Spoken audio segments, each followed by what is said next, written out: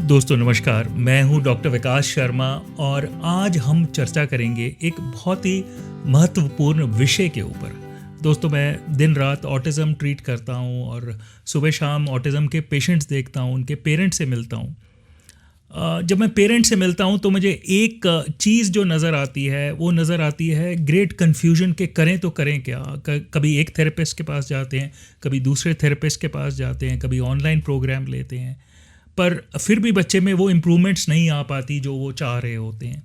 तो आखिर ऐसा क्या है, वो क्या मिस कर रहे हैं इस सारे प्रोसेस के अंदर, और वो क्या कर सकते हैं जिससे उनका बच्चा रिकवरी की तरफ जा सके। तो दोस्तों आज हम डिस्कस करेंगे उस मंत्रा के ऊपर, उस गोल्डन रूल के ऊपर, उस गोल्डन प्रिंसिपल के ऊपर जिसे हम ऑटिज़म रिकवरी का एक मंत्रा बोल सकते हैं। तो दोस्तों वो मंत्रा क्या है? दोस्तों मंत्र नहीं है, वो मंत्रा नहीं है, ये कोई वैदिक मंत्र नहीं है जिसे पढ़ेंगे बच्चा ठीक होगा, पर ये एक एसेंस है, एक प्रिंसिपल है, एक समरी है, ये निचोड़ है मेरी उस अंडरस्टैंडिंग का, उस जर्नी का जो मैं 20-25 साल से ऑटिज़म को ट्रीट करते हुए देख रहा हूँ। तो दोस्तों इसके ऊपर चर्चा करते हैं कि ये क्या बेसिक फंडामेंटल क्या है जिसे आपको अचीव करना है, और फिर उन स्टेप्स के ऊपर बात करेंगे कि आपको ये मंत्रा और ये स्टेट अचीव करने के लिए क्या स्टेप्स लेने पड़ेंगे। तो आज हम डिटेल डिस्कशन करेंगे इस सब्जेक्ट के ऊपर। तो दोस्तों सबसे पहले बात करते हैं कि ये मंत्र क्या है, ये गोल्डन रूल क्या है, ये बेसिक फंडामेंटल क्या है। तो ये बेसिक फंडामेंटल है कि आपको बच्चे को हैप्पीली कनेक्टेड रखना है सारा दिन। जी हाँ, सारा दिन। मैं दोबारा से इस चीज़ के ऊपर बोल रहा हूँ कि सारा दिन, and world is happily connected. Connectedness and happiness both have to be achieved. ये एक बैलेंस है, ये एक बड़ा ट्रिकी बैलेंस है कि जैसे आप कनेक्ट करने लगेंगे there is a good enough chances कि बच्चा इरिटेबल हो जाएगा, हाइपर एक्टिव हो जाएगा, स्नैप करेगा। तो दोस्तों हैप्पीली कनेक्टेड रखने के लिए आपको क्या करना चाहिए और हैप्पीली कनेक्टेडनेस क्या है, इसकी डिटेल के ऊपर आगे बात करते हैं। तो आइए बात करते हैं कि हैप्पीली कनेक्टेड क्या होता है और क्यों ये इतना इम्पॉर्टेंट है कि हम बच्चे को हमेशा कनेक्टेड रखें उसके एनवायरनमेंट के साथ और खुश भी रखें।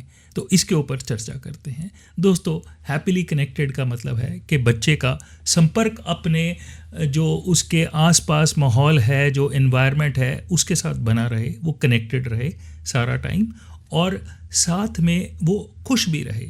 दोस्तों कनेक्टेडनेस थ्रू हैप्पीनेस का बहुत बड़ा रोल है ऑटिज़म रिकवरी के अंदर। मैं आगे आपको समझाऊंगा कि ये क्यों है, पर ये जानते हैं कि आखिरकार हमें कनेक्टेड रखना क्यों ज़रूरी है बच्चे को। सबसे इंपॉर्टेंट चीज़ हम दोनों पॉइंट्स के ऊपर डिस्कस करेंगे, कनेक्टेडनेस और हैप्पीनेस के ऊपर। दोस्तों कनेक्ट रखना इसलिए ज़रूरी है कि हम ह्यूमंस, हमारी जो लर्निंग है 90 to 95% हमारी जो लर्निंग है हम अपने आप सीखते हैं, हमें कोई सिखाता नहीं है। हमारी जो स्पीच है, हम जो बोल रहे हैं, जो मैं अभी बोल रहा हूँ, ये मैंने कभी ना कभी अपने एनवायरनमेंट से सीखी। हम जो पहले अपने शब्द बोलते हैं वो हम अपने एनवायरनमेंट से उठाते हैं, हमें कोई सिखाता नहीं है। मैं पंजाबी बोल सकता हूँ बिकॉज मेरे पेरेंट्स पंजाबी बोलते थे। अगर मैं लेट से जर्मनी में पैदा हुआ था तो मैं जर्मन बोलता। तो दोस्तों हमारी जो लर्निंग है हम अपने आप सीखते हैं 90 to 95%। जो हम स्कूल कॉलेजेस में सीखते हैं जिसे हम एक्टिव लर्निंग बोलते हैं, बहुत थोड़ी सी होती है, 5-10% ही होती है। 90 to 95% पैसिव होती है। हम हमेशा अपने एनवायरनमेंट से कनेक्टेड रहते हैं और हम सीखते हैं।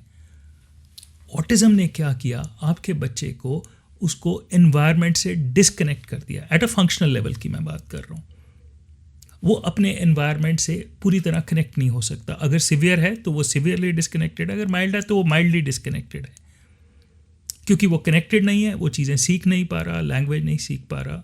तो दोस्तों अगर हम बच्चे को सारा दिन कनेक्ट रखते हैं तो वहाँ पर चांसेस ऑफ इम्प्रूवमेंट बहुत ज़्यादा हो जाते हैं। सेकंड पॉइंट पे आते हैं कि हैप्पीली रखना क्यों ज़रूरी है। दोस्तों हैप्पीली की रिक्वायरमेंट इसलिए है क्योंकि ये जो प्रोसेस है ये बच्चे के लिए बड़ा मुश्किल होता है। उसको कॉन्स्टेंटली वो एक अपनी दुनिया में चले गया, उसको उसमें से बाहर निकालने के लिए अगर आप उसको पढ़ाएंगे, टीच करेंगे, डिफ़िकल्ट थेरेपीज़ कराएंगे वो इरिटेबल होगा और वो आपकी कनेक्टेडनेस से दूर भागेगा।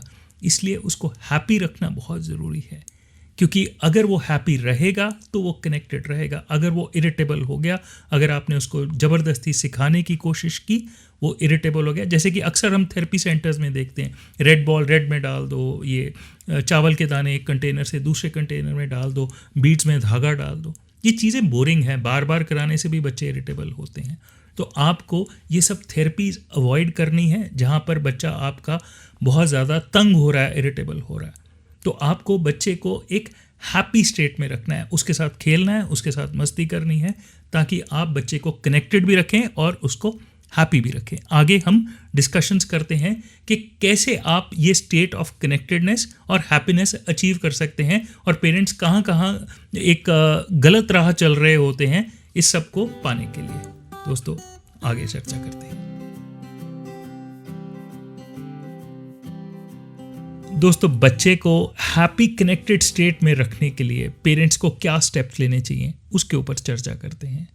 दोस्तों स्टेप नंबर 1 क्या है और जो कि सबसे इंपॉर्टेंट स्टेप है, उसका शॉर्ट फॉर्म है DIY, मतलब डू इट योरसेल्फ।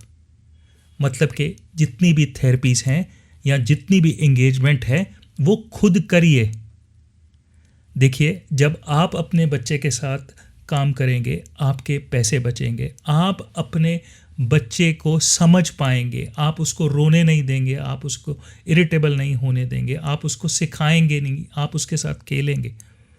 तो दोस्तों जहाँ पर मैं रिकवरीज देखता हूँ, बहुत मेजर रिकवरीज देखता हूँ, वहाँ मैं एक रोल पेरेंट का बहुत, दोनों में से एक पेरेंट का रोल बहुत लार्ज होता है, बहुत बड़ा होता है, बहुत मेहनत की होती है। वहाँ पर मैं ये देखता हूँ कि एक पेरेंट ने सुबह से लेकर रात तक खुद मेहनत की है, थेरेपी सेंटर्स पे कम रिलाई किया। मैं ये नहीं कह रहा हूँ कि थेरेपी सेंटर्स मत जाइए, पर कोशिश ये रखिए कि 70-80% ऑफ जो इंगेजमेंट है वो आपकी तरफ से हो, सिर्फ 20-30% जो हो वो थेरेपी सेंटर की हो। पर यह भी आपको ध्यान रखना बहुत ज़रूरी है कि अगर आपका बहुत ज़्यादा समय थेरेपी सेंटर्स और स्कूल में निकल गया तो आपके पास तो समय रहेगा नहीं कि आप उसके साथ एंगेज कर पाएंगे। तो दोस्तों मेन कोशिश ये करिए कि जितना काम हो सके बच्चे के साथ वो अपने घर पे करिए, अपने घर को थेरेपी सेंटर्स बनाइए। अगर आपके बच्चे को ऑटिज़म है, कोशिश करिए कि स्कूल अवॉइड करिए, थेरेपी सेंटर्स वहाँ लेके जाइए जहाँ आपका बच्चा रो नहीं रहा, घर के पास है। अगर आपको 1.5-2 घंटे दूर जाना पड़ रहा है तो आप वो बेसिक पर्पस को डिफाई कर रहे हैं, उस बेसिक पर्पस को ख़त्म कर रहे हैं जहाँ पर हमें बच्चे को कॉन्स्टेंटली कनेक्टेड रखना है। अगर 1 घंटे के लिए थेरेपी के लिए आपका 2-3-4 घंटे वेस्ट हो गए और आप स्ट्रेस में ट्रैवल कर रहे हैं, कार ड्राइव कर रहे हैं, स्कूटर ड्राइव कर रहे हैं, गर्मी में आ जा रहे हैं, तो दोस्तों वो जो पर्पज़ है वो डिफाई हो जाता है। इसलिए खुद करना, देखिए थेरेपीज़ बहुत महंगी हो गई हैं कंपेयर टू लास्ट 15-20 ईयर्स जो मैं देखता आ रहा हूँ। पेरेंट्स के लिए बहुत मुश्किल होता है, बहुत यंग पेरेंट्स होते हैं, इतना पैसा नहीं होता और सारा का सारा पैसा, बहुत मेजर अमाउंट ऑफ पैसा जो होता है थेरेपीज़ में जा रहा होता है। अगर आप खुद करेंगे आप पैसा भी बचाएंगे और आपका जो बच्चा है वो रिकवरी की तरफ जाएगा। तो डू इट योरसेल्फ, खुद करिए। दोस्तों सेकंड स्टेप जो है ये सबसे इंपॉर्टेंट स्टेप है to achieve this mantra, to achieve this state, यानी कि इस बच्चे को उस अवस्था में लाने के लिए कि वो सारा दिन खुश रहे और वो कनेक्टेड रहे। ये जो दूसरा स्टेप है ये बहुत इंपॉर्टेंट है। दोस्तों दूसरा स्टेप है कि आप बच्चे के साथ सारा दिन खेलिए और उसको पढ़ाइए मत। Play with your child and don't teach. दोस्तों मैं इस पे आता हूँ कि खेलना क्यों ज़रूरी है, उसके क्या फ़ायदे हैं, क्यों हमें खेलने पे ज़्यादा फोकस करना चाहिए और पढ़ाने पे बिल्कुल भी फोकस नहीं करना चाहिए। दोस्तों जब हम बच्चे के साथ खेलते हैं तो हम बच्चे को ज़्यादा देर कनेक्ट कर सकते हैं।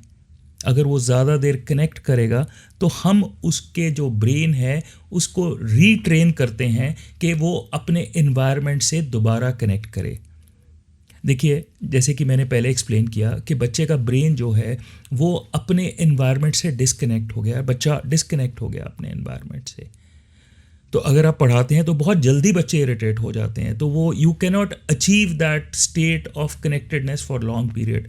यानी कि आप बच्चे को अपने एनवायरनमेंट से ज़्यादा देर कनेक्ट नहीं रख सकते हैं अगर आप सिखाने की कोशिश करते हैं। पर अगर आप खेलते हैं बच्चे के साथ तो आप बच्चे को कई कई घंटे कनेक्ट रख सकते हैं और वो खुश भी रहता है। देखिए, इरिटेबिलिटी, जो टैंट्रम्स बच्चा थ्रो करता है जब आप उसको सिखाने की कोशिश करते हैं, एक टैंट्रम कई बार कई कई दिन तक चलता रहता है बच्चों का, वो इरिटेट हो जाते हैं, नाराज़ हो जाते हैं, पेरेंट्स के लिए स्ट्रेस हो जाता है। तो इसलिए सुबह से लेकर शाम तक खेलना, रात तक खेलना, जब आपको समय मिले बस खेलिए उसके साथ। दोस्तों, मैं आगे बताऊंगा कि कैसे खेलना है, कैसे आप एक्टिविटीज़ कर सकते हैं जो फन फील्ड हों। पर रिमेंबर वन थिंग, प्लेइंग जो है, playing with the child, play based engagement होनी चाहिए। That is the most important thing in the recovery of autism. दोस्तों, थर्ड इम्पॉर्टेंट स्टेप पे आते हैं और वो थर्ड इम्पॉर्टेंट स्टेप है होम्योपैथिक मेडिसिन्स। दोस्तों, होम्योपैथिक मेडिसिन्स इसी चीज़ को अचीव करने में बहुत हेल्प करती हैं कि बच्चा अपनी कनेक्टेड स्टेट में चले जाता है अगर वो रिस्पॉन्ड करता है होम्योपैथी को। देखिए, ऐसा नहीं है कि सब बच्चे होम्योपैथी को रिस्पॉन्ड करते हैं, कुछ बच्चे होम्योपैथी को रिस्पॉन्ड करते हैं और उन केसेस में हम बहुत अच्छी रिकवरीज देखते हैं। तो होम्योपैथिक मेडिसिन एक बहुत बड़ा फैक्टर होता है ऑटिज्म रिकवरी के अंदर। दोस्तों, कई बार मैं देखता हूं कि होम्योपैथिक मेडिसिन के बाद बच्चे एक सुपर कनेक्टेड स्टेट में चले जाते हैं जहां पर वो फटाफट सब कुछ सीखना शुरू कर देते हैं और therapies, engagement, play based therapies वो बहुत हेल्पफुल हो जाती हैं। पर दोस्तों, ये भी बात सही है कि सब बच्चे नहीं रिस्पॉन्ड करते हैं होम्योपैथी को, कुछ बच्चे रिस्पॉन्ड करते हैं। दोस्तों, मैंने hundred and hundreds of recoveries होते देखी हैं। मैं पिछले 25 साल से होम्योपैथी प्रैक्टिस कर रहा हूँ और मैंने अपनी MD किया हुआ है होम्योपैथी में, और उसके अंदर जो मेरा रिसर्च था वो था the role of homeopathic medicine in the treatment of autism. दोस्तों, होम्योपैथिक मेडिसिन, कार्सिनोसिन, बराटाकाब, ये बहुत हेल्पफुल होती हैं बच्चे को उस कनेक्टेड स्टेट में लाने के लिए, स्पेशली कार्सिनोसिन। बराटाकाब एक डेवलपमेंटल मेडिसिन है जो हम बहुत रेगुलरली यूज़ करते हैं। कलकेरिया काब एक डेवलपमेंटल मेडिसिन है। हायोसाइमस हम यूज़ करते हैं बच्चे की हाइपर एक्टिविटी को कंट्रोल करने के लिए। स्टेमोनियम यूज़ करते हैं, वेरेट्रम एल्बम यूज़ करते हैं। दोस्तों, होम्योपैथिक मेडिसिन बहुत हेल्पफुल हो सकती हैं अगर उनका जुडिशियस यूज़ हो। दोस्तों, मेरी सलाह ये रहेगी कि अगर आपने होम्योपैथी यूज़ करनी है तो आप ऐसे होम्योपैथिक डॉक्टर को ढूंढिए जो ऑटिज्म को ट्रीट करना जानता हो और जिसने बहुत सारे केसेस को ट्रीट किया हो। तो दोस्तों, homeopathy can be a very important factor in the treatment of autism, और ट्रीटमेंट ऑफ ऑटिज्म में इसलिए हेल्पफुल होता है क्योंकि बच्चा एक कनेक्टेड स्टेट में चले जाता है। दोस्तों, फोर्थ इंपॉर्टेंट स्टेप है emotional stability of the child. इसका मतलब ये है कि अगर आपका बच्चा बहुत ज़्यादा गुस्से में रह रहा है, इरिटेबल रह रहा है, तो आप वो कनेक्टेड स्टेट नहीं अचीव कर सकते। तो आपको पूरे दिन के अंदर ये देखना ज़रूरी है कि आपका बच्चा इमोशनली स्टेबल रहे, उसको गुस्सा ना आए। तो ऐसी थेरेपीज़, ऐसी एंगेजमेंट जहाँ पर बच्चा रो रहा है, बहुत इरिटेट हो रहा है, वो काउंटर प्रोडक्टिव होती हैं। उसका मतलब ये होता है कि वो फ़ायदा कम देती हैं, नुकसान ज़्यादा देती हैं। दोस्तों, अगर हम चाहते हैं कि हमारा बच्चा सारा दिन कनेक्टेड रहे तो उसको खुश रखना बहुत ज़रूरी है। इसीलिए हैप्पीनेस को मैं सबसे इम्पॉर्टेंट फैक्टर मानता हूँ। तो दोस्तों, इमोशनल स्टेबिलिटी होने का मतलब ये है कि अगर आपका बच्चा बहुत बारी दिन में इरिटेट हो रहा है, रो रहा है, चिल्ला रहा है, लाते मार रहा है, शाउट कर रहा है, स्क्रीम कर रहा है, तो दोस्तों वो हम इमोशनल स्टेबिलिटी नहीं अचीव कर पा रहे हैं दिन में। तो अगर आपका बच्चा इस स्टेट में रहेगा, इस इमोशनली एजिटेटेड स्टेट में रहेगा, गुस्से में रहेगा, चिढ़ा हुआ रहेगा, तो हम उसकी रिकवरी नहीं कर सकते हैं, उसको ऑटिज्म में से बाहर नहीं निकाल सकते हैं। तो ऐसी सारी थेरेपीज़ जहाँ पर आपका बच्चा रो रहा है, ऐसी सारी इंगेजमेंट जहाँ पर आपका बच्चा रो रहा है, उनको कंप्लीटली अवॉइड करिए। कोशिश करिए कि आपका बच्चा रोए ना, सारा दिन खुश रहे, वो एक हैप्पी स्टेट में रहे। दोस्तों, 5वें स्टेप पे आते हैं, और 5वां स्टेप क्या है? अक्सर पेरेंट्स मेरे को कहते हैं, डॉक्टर साहब खेलें तो कैसे खेलें, हम खेलने की कोशिश करते हैं तो ये इंगेज ही नहीं करता। मैं इस चीज़ को मानता हूँ कि it's a very difficult situation कि जब आप बच्चे के साथ इंगेज करने की कोशिश करते हैं तो वो करता नहीं है। देखिए, आपको वो एक्टिविटीज़ करनी पड़ेंगी जो बच्चा बहुत ज़्यादा लाइक करता है। दोस्तों एक एक्टिविटी जो मैंने देखा है, जो बच्चे बहुत ज़्यादा लाइक करते हैं, पर वो तभी लाइक करते हैं अगर उसको बहुत अच्छे तरीके से किया जाए, वो है कहानियाँ सुनाना, स्टोरी सुनाना। पर स्टोरीज पढ़ के नहीं सुनाना, बुक में से नहीं पढ़ के सुनाना। दोस्तों स्टोरीज ऐसे सुनानी जैसे हमारी दादी माँ हमें सुनाया करती थी। पूरा उसको ड्रामेटाइज करिए, पूरा उसको प्ले आउट करिए, पूरा उसको इनैक्ट आउट करिए। डिफरेंट डिफरेंट आवाज़ें निकाल के वो उसको अट्रैक्ट करेंगी, वो उसकी टेंशन को आपकी तरफ लेके आएंगी। आपको खुद को 10 साल का बच्चा बनना पड़ेगा, आपको खुद को अपने घुटनों पे आना पड़ेगा, उसके साथ घोड़ा बनना पड़ेगा, उसके साथ शेर बनना पड़ेगा, और पूरी स्टोरीज को पूरा एंथुजियाज्म के साथ, के जैसे आप खुद बच्चे होते हैं वैसे सुनाइए। शेर आया, शेर की आवाज़ निकाली, बिल्ली बिल्ली की आवाज़ निकाली, गीदड़ की आवाज़। तो दोस्तों इस तरह से स्टोरी को पूरा प्ले आउट करना है, और कम से कम नहीं तो 10 स्टोरीज दिन में सुनानी है। 10 नर्सरी राइम्स, उनको भी डिफरेंट डिफरेंट वे में पूरा प्ले आउट करके नर्सरी राइम्स। 10 गाने जैसे लकड़ी की काठी, इस तरह की चीज़ें आपको करनी है दिन में। पकड़न पकड़ाई, छुपन छुपाई, पिलो फाइटिंग। आपका टारगेट है बच्चे को कनेक्ट रखना सारा दिन। दोस्तों मैं आपको एक बड़ी इम्पॉर्टेंट चीज़ बताता हूँ। हम एक बच्चे को ट्रीट कर रहे थे, आई थिंक वो यूनाइटेड किंगडम में था वो बच्चा, और उसकी मदर ने हमें वीडियोस भेजे वो किस तरह से एंगेज करती थी। एंड आई वाज शॉक्ड कि वो जो लेडी है वो कितनी इंथुजियाज्म के साथ, कितनी एनर्जी के साथ कर रही है। वो अपने फेस को पेंट करती थी एज टाइगर, और बच्चे के फेस को पेंट करती थी, और वो पूरी स्टोरी को प्ले आउट करते थे पूरा दिन घर के अंदर। तो दोस्तों इस तरह की activities all through out the day बहुत हेल्पफुल होती हैं। तो मैं जो पेरेंट्स को बोलता हूँ 10 स्टोरीज इन अ डे, उसको पूरा प्ले आउट करिए। 10 नर्सरी राइम्स, 10 गाने, ये कम से कम ये 10-10-10 का रूल अब ज़रूर अप्लाई करिए। दोस्तों हमारा छठा स्टेप, 6th स्टेप, बच्चे को एक्टिवली हैप्पीली कनेक्टेड रखने के लिए वो है कि आप दिन में कई बारी बच्चे को एक सुपर कनेक्टेड स्टेट में लेके जाएं। और वो सुपर कनेक्टेड स्टेट क्या है? दोस्तों सुपर कनेक्टेड स्टेट कोई बहुत टेक्निकल चीज़ नहीं है। अगर उसको मैं हिंदी में ट्रांसलेट करूं या एक आम भाषा में ट्रांसलेट करूं तो उसका मतलब ये निकलेगा कि जहां हम खूब मस्ती कर रहे हैं बच्चे के साथ, और बच्चा हमारे साथ एंगेज कर रहा है उस मस्ती के अंदर, तो उसको हम सुपर कनेक्टेड स्टेट बोलेंगे। जैसे कि आप उसके पीछे भाग रहे हैं, वो किलकिला के हंस रहा है, आप उसको टिकलिंग कर रहे हैं, वो हंस रहा है, आप उसको डरा रहे हैं, वो डर रहा है, वो आपको वापस आवाज़ निकाल के दिखा रहा है। तो दोस्तों ये सुपर कनेक्टेड स्टेट्स होती हैं। मैंने ये देखा है कि अगर बच्चों को खूब सारी मस्ती मिल रही है दिन में, और ऐसी वो सुपर कनेक्टेड स्टेट्स में जा रहे हैं, तो वहाँ पर रिकवरीज बहुत बेटर होती हैं, और उनकी कनेक्टेडनेस विद द एनवायरनमेंट बहुत बेटर हो जाती है। तो दोस्तों इस तरह की एक्टिविटीज़ जहां आप खूब मस्ती कर रहे हैं और आपका बच्चा रिस्पॉन्ड बैक कर रहा है उस हैप्पीनेस के साथ, उस एंथुजियाज्म के साथ, उस मस्ती के साथ, दोस्तों ये दिन में कई बार अचीव करने की कोशिश करिए, और जितना ज़्यादा हो सके उतना ज़्यादा करिए। दोस्तों 7th स्टेप्स है कि स्कूल, एकेडमिक और पढ़ाई को अवॉइड करिए जितना हो सके।